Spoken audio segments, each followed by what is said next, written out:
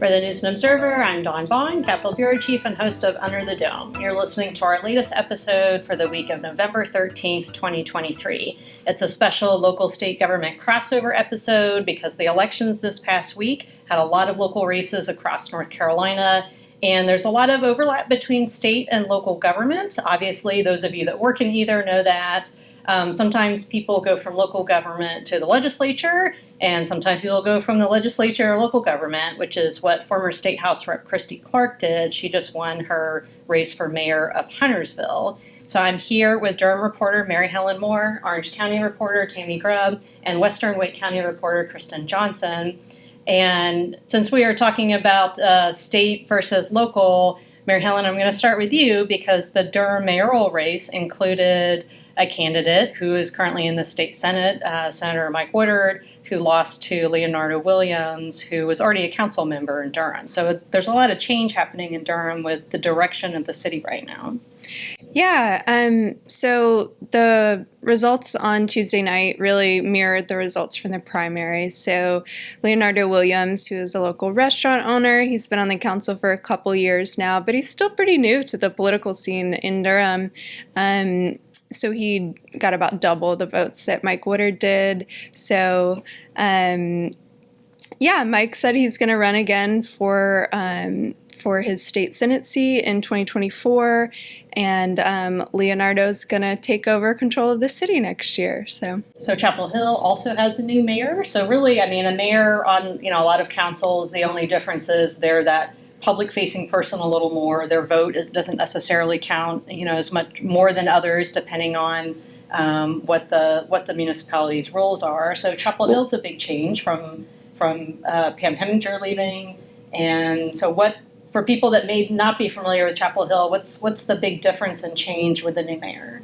So Jessica Anderson is going to be the new mayor in December, and she was elected to council in 2015. Her opponent, Adam Searin, was elected in 2021, and so he'll be on the council for another 2 years, and they have been sort of opposed to each other for most of the last 2 years, and so it'll be interesting to see how they fit into these new roles. But Jessica got 60 or 59% of the vote to Adam's 41%. So it was sort of a mandate on the direction that the town is heading in as far as development and housing in particular this time. So how did that change with where people are on what they want for development in the town? So it was more a mandate in support of the new direction. The council passed a policy earlier this year, a strategy that's called Complete Community, and it's focused on getting more housing, diverse housing types, and the idea is that you get more housing and that will bring down some of the cost of housing because Chapel Hill has had issues with housing cost for well over 20 years. And so the town has tried to address that with affordable housing programs, but it's not really working because, this is a problem all over the country with affordable housing. And so this is another tactic to get that, but also to add greenways and other things that make the town more sustainable.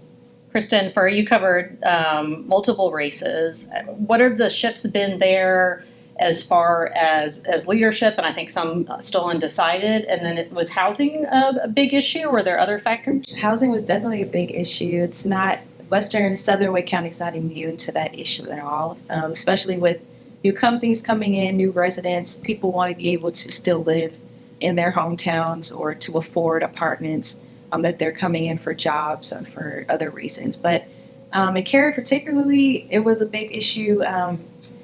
There was a mobile home park. There is a mobile home park there that residents are being fear of displacement. So a lot of people were mobilizing around that issue to get Cary Town Council to really take action and prioritize if there are other avenues that the town can take to make sure there's funding available for people who are displaced. And Sarika Bansal and Rachel Jordan are two newcomers that really backs the issue of housing. Especially Rachel Jordan. She had a lot of following, a lot of support, especially from current members on the council. And they're neck and neck right now in the race again. They faced off again on Tuesday for a runoff. Of course, Cary's election was October 10th, so we don't know what's going to happen in Cary. Same with Fuquay Marina, Jason Wunsch and Elizabeth Parent, who's a newcomer. are tied 50-50 in the race. So we won't know until next week what people are going to decide. And also, I think it's interesting in Southern Wake County, I think people really wanted to see something different with their town councils. Holly Springs has 2 new people on the town council, pretty progressive liberal people, and they've been criticized before in the past for being very conservative, especially on issues like LGBTQ community, affordable housing. So there's going to be a shift in the dynamics of leadership in those towns. So yeah, I think it's interesting to see. So your area of coverage has more both Republicans and Democrats, where Chapel Hill is really blue historically, Very much. and so is Durham. So what was the, it's a different dynamic, I guess, when it's just like the same political party disagreeing on things, but that can be tense and really in the weeds on certain things. So was housing as big of a factor, you think, in Durham as other areas, or were there other things at play in that race? I think development was the issue in Durham this election, and it was really interesting. And I will say, with your earlier question, there is another difference between the mayor and the city council in Durham, at least, and the mayor has to run every 2 years. City council, they get 4 seats. I don't know about in Chapel Hill same. Yeah. So Didn't former Mayor Schul wanted to change that, but that didn't end up happening. really, yeah. Yeah. I didn't even know that, honestly. But yeah, I mean, development was huge in Durham, and so I think it's been really interesting to analyze these results, because I will say a majority of the people who were elected seem to be of the mindset that building more housing will lead to affordability. That seems to be sort of the guiding philosophy. And so I think some people think of that as progressive. I'm not totally sure what progressive anymore, because I think everybody in Durham calls themselves progressive, and they're really very different. But the person who got the most votes on the city council, who's a planning commissioner named Nate Baker, is someone who has been really adamant that he's not an automatic yes. So I think the voters of Durham are elected people who will be thoughtful about it, but leaning into the direction of a denser, more housing full city. So Durham City Council, as we talked about when you were on a couple of months ago, has had a fair amount of infighting and drama this past year. How does that dynamic shift, not just with Leonardo Williams going from a council seat over to the mayor's seat, but just that shift about there were some new council members, some current council members whose terms weren't up, and how do you see that, I guess, dynamic of governing changing going forward? Yeah, it's going to be really interesting. It was something that every candidate said. I can bring this council together. I can build better relationships. This really kind of exploded into public view, and these tensions have been there for a while on this council, but it exploded into public view this spring when one of the council members, Monique Colsey-Hyman, who lost in this election, was accused of some crimes for which she was later exonerated and, or not exonerated. Is that the right word? I think so. Well, yeah, or they dismissed it or found there wasn't anything there. Yeah, there was, it was investigated and there were no charges brought. So, so she lost her race. She lost her race, and her ally, one of her top allies, was the former mayor who is leaving. And just a one-time mayor. One-time mayor. Right. And then there is one person who is left that was a really key ally of hers. And it's going to be interesting to see what coalitions that woman, Deidreana Freeman, now seeks out on the new council. So Jillian Johnson leaving is a big shift. She was it was sort of a coalition with, she was mayor pro tem at some point. I think it's Mark Anthony Middleton is mayor pro tem now. Right, is that correct. Right? So is Jillian Johnson with former council member Charlie Reese, and then Javier Caballero, who won her election. I think she came in second after Baker. Is that right? She won her election. She came in second. And then the other council member elected, Carl Rist, is someone who is a good friend of Jillian's and whose politics really align. So it's interesting that there'll be appointments because when somebody, like there's a lot of people will leave, or Vernetta Alston was on council and then she's in the General Assembly. For listeners that know Representative Alston, she was on council and then shifted, and people will appoint to an open seat, and Rist had been interested in the past in an open seat that I think Caballero was the one that got several years ago. So a lot of people in local politics are, they may not always be in a governing body at the time, but they'll try next time. And so we're going to take a quick break. When we come back, we're going to talk more with Mary, Helen, Tammy, and Kristen about big issues and different things looking ahead with their various towns and cities. So we'll be right back.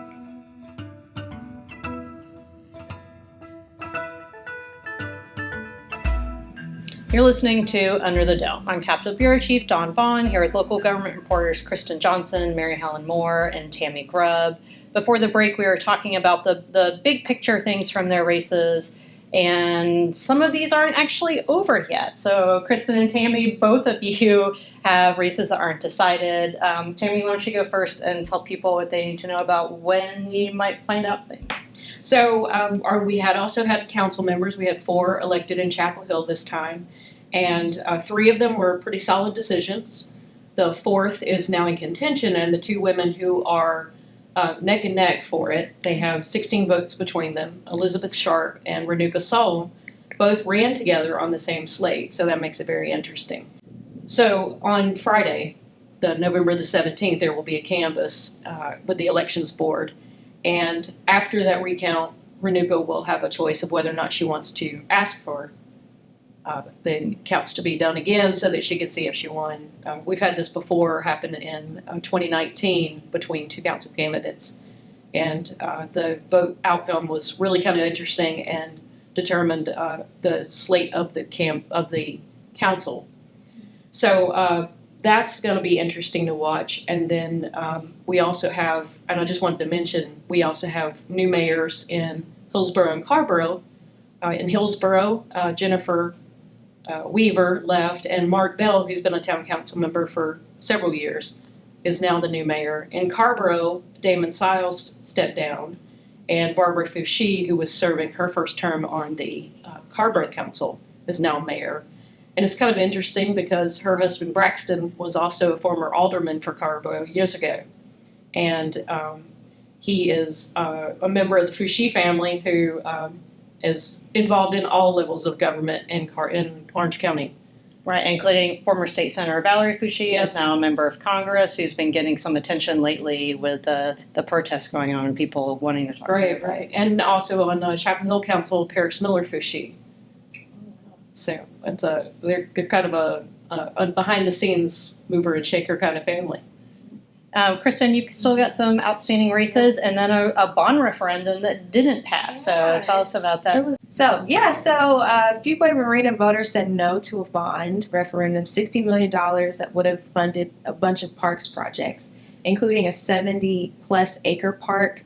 It would have had courts for pickleball players, tennis courts, improvements to existing parks and recreation programs already in the town. The only thing about it was that it would have raised taxes for homeowners. People would have paid $224 extra a year. So I think people just didn't really want to do that. And the town said that they were going to look at other options to fund the projects. I'm sorry, this is so crazy to me. $224 a year, I would pay that for a park. For a park. I don't know. And it wasn't just one park. I mean, it was like Hilltop Needham Moore was an existing park. It would have added a senior center. It would have been a lot of cool things, I think, that people wanted to see happen in town. And bond referendums, especially for parks projects, don't fail like that. So it was pretty interesting to see because in Holly Springs, where there was a $100 million bond referendum, passed. Was that for parks also? That was for parks and recreation projects also in Holly Springs. So it's pretty interesting to see why voters in Fuquay were just not backing it and what the town is going to do to find that money to get the projects improvements that they need. And on the Board of Commissioners, though, the race is not over between Jason Wunsch and Elizabeth Parent. They're neck and neck. Elizabeth is younger. She's one of the youngest people that would be elected to council if she wins. Same in Cary. Sarika and Jordan are still up in the air. We won't know until Orange County, Wake County will have a canvass meeting on Thursday. So Thursday and Friday will be like the days that we find out the winners. So we just have to wait. On the parks, so it's part of their plan. Sometimes a bond referendum just makes things faster. Right? It makes it faster.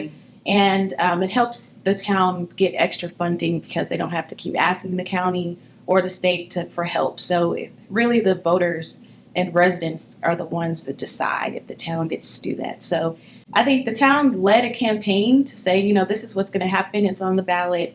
This is what's in the referendum. Here's what you can expect. They led, months of information. And I think the more information people got, people were just like, there's got to be another way to fund these projects. Well, the state budget is one way. Looking at the state budget, there's a lot of money for parks, but it kind of depends on which lawmaker is pushing for that money as far as what ends up in the state budget. So we're running out of time, but before we get to headliner, Mary Helen, you were talking about a big meeting that's coming in Durham City Council that has something to do that is involved all of our local government listeners that everybody probably has thoughts on or has dealt with, and that's zoning changes. So what's coming up? Yeah, I'll be quick. So the current city council has one meeting left, and at that meeting, which is Thanksgiving week, they will consider this huge packet of zoning changes that developers propose. They say it'll make it easier to build infill development. So to densify already developed parts of Durham, reducing buffers, making it able to build ADUs bigger and closer together and things like that.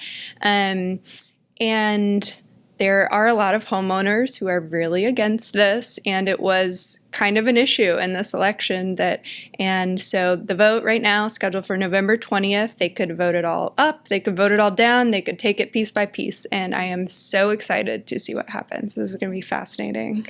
All right, so let's move on to our picks for headliner of the week. I'll start, and mine is about state government. I think everybody has already probably been aware of the state auditor Beth Wood saga for almost a year now. After she had a hit and run after a holiday party in downtown Raleigh, she was indicted by a grand jury over use of her state car, and she was also driving her state car with that incident last December. For a while, she wasn't saying if she was going to run again. Then she announced that she wasn't going to run again, and then she announced that she is also going to resign in December. So that's a big change. The way the state constitution works is that the Democratic governor, Roy Cooper, will appoint her replacement until the end of the term. So we'll see if that sets somebody up to run for auditor. But there's quite a few people running in the variety of council of state races, which you can read about, of course, in the News and Observer. So Mary Helen, I'll turn it back to you for your pick for headliner of the week. My headliner of the week is a art museum in Durham that is newly renovated, has some great Ernie Barnes paintings in there, and it's the North Carolina Central Art Museum on their campus. I'm going to check it out this weekend. I'm so excited. We have so much good art in this area, and I'm really just excited to see this new piece of it. All right, Tammy, who or what is your headliner of the week? Well, pickleball. Everybody loves pickleball. And Chapel Hill is getting its first private facility. They're not going to open until the 1st of next year, but memberships will go on sale December 1st. And I heard this week that they already have 300 VIP members on a waiting list. And what makes you a VIP pickleball player? There are some pretty big names that love pickleball in Chapel Hill, and they're going to be out first day on the courts, 20,000 square feet, 7 courts. It's on Millhouse Road in the town's light industrial district. So that area of town is actually getting off the ground too. This is the third business that's going to be opening there, and it's in a new building that's got plenty of vacancies. Millhouse of Simpsons fame. I'm so excited. All right, Kristen, who or what is your headliner? I need to get on a pickleball wave, just sidebar, because I don't want to miss out. But on Monday, Carrie's getting the Flying Biscuit Cafe, and all week you can get specials on breakfast meals. And I'm really excited about the eggs and bacon breakfast for $1, and shrimp and grits on Friday for $5. So yeah. Pretty exciting for Carrie. You pretty much had me at biscuits. All right, Kristen Johnson, our Western Wake County reporter, Tammy Grubb, our Orange County reporter, and Mary Helen Moore, our Durham reporter. Thank you for joining us for this state local government crossover episode of Under the Dome. I'm Dawn Vaughan for the News and Observer. Thanks for listening, and we'll talk to you next time.